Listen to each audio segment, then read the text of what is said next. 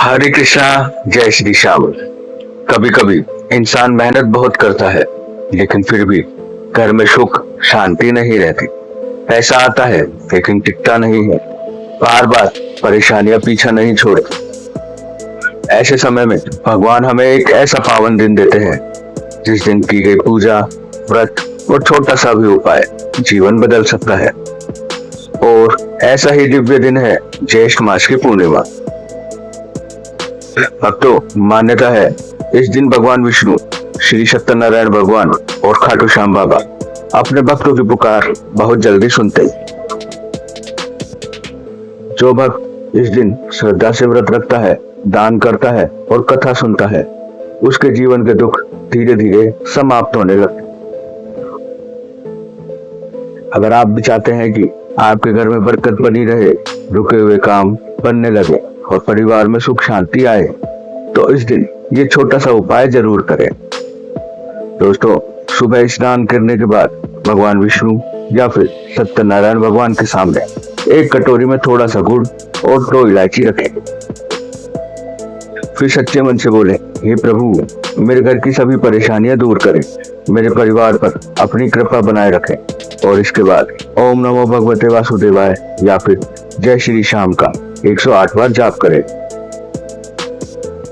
पूजा के बाद ये गुड़ और इलायची प्रसाद के रूप में परिवार में बांट दे। मान्यता है कि इस उपाय से नकारात्मकता दूर होती है, रुका हुआ धन वापस आने लगता है और घर में सुख समृद्धि आती है। तो प्राचीन समय की बात है, एक नगर में एक गरीब ब्राह्मण अपनी पत्नी के साथ रहता था। दोनों भगवान विष्णु और श्री सत्यनारायण भगवान के परम भक्त थे, लेकिन गरीबी इतनी थी कि कई कई दिन तक उन्हें भूखा रहना पड़ता था। फिर भी उनके मुख से हमेशा यही निकलता था, हारे का सहारा बाबा श्याम हमारा। एक दिन ब्राह्मण की पत्नी ने दुखी होकर कहा, स्वामी, हम भगवान की इतनी भक्ति करते हैं, फिर भी हमारे दुख खत्म क्यों नहीं होते? तब ब्राह्मण मुस्कुराकर बोला, भगवान के घर में देर है पर अंधेर बिल्कुल नहीं। और कुछ दिन बाद ज्येष्ठ मास की पूर्णिमा आई। पूरा नगर पूजा, दान और व्रत की तैयारी कर रहा था। तब ब्राह्मण की पत्नी बोली, हमारे पास ना तो धन है, ना अच्छे वस्त्र, और हम पूजा कैसे करेंगे? तब ब्राह्मण बोला, भगवान को धन नहीं चाहिए, भगवान को सच्चा भाव चाहिए।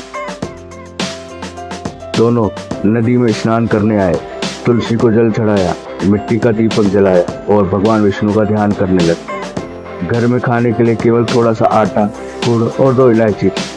पत्नी ने उसी से थोड़ा सा प्रसाद बनाया और भगवान को भोग लगा दिया। उसी समय उनके द्वार पर एक वृद्ध साधु आए। साधु ने कहा, बेटा, मैं कई दिनों से भूखा हूँ, कुछ भोजन मिल जाए। तब ब्राह्मण और उसकी पत्नी स्वयं भूखे थे, लेकिन उन्होंने अपना पूरा प्रसाद साधु को दे दिया। साधु बहुत प्रसन्न हुआ। उन्होंने कहा, तुमने सच्चे मन से दान किया है, तुम्हारे जीवन के दुख अब समाप्त होंगे। इतना कहते ही वह साधु दिव्य प्रकाश में बदल गए। ब्राह्मण दंपति ने ये सब देखकर कहा कि वह तो स्वयं श्री हरि विष्णु।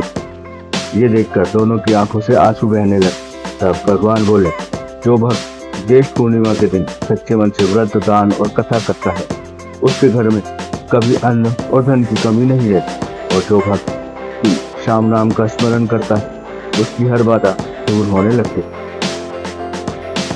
कुछ ही दिनों में ब्राह्मण का जीवन बदलने लगा। घर में सुख समृद्धि आने लगी, रुके हुए काम बनने लगे और पूरे नगर में उसकी भक्ति की चर्चा होने लगी।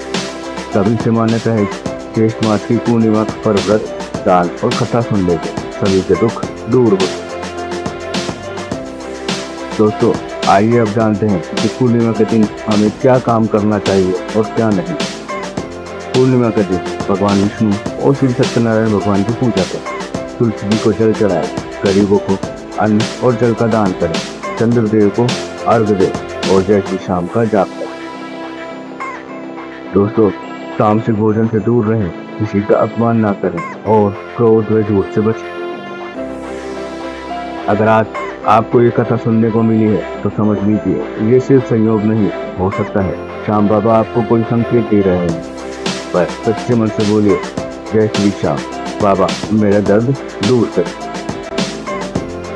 और दोस्तों वीडियो पसंद आई हो तो लाइक जरूर करें और कमेंट में लिखें हारे का सहारा बाबा श्याम हमारा। बाबा श्याम आपकी हर मनोकामना को पूरी करें। जय श्री श्याम।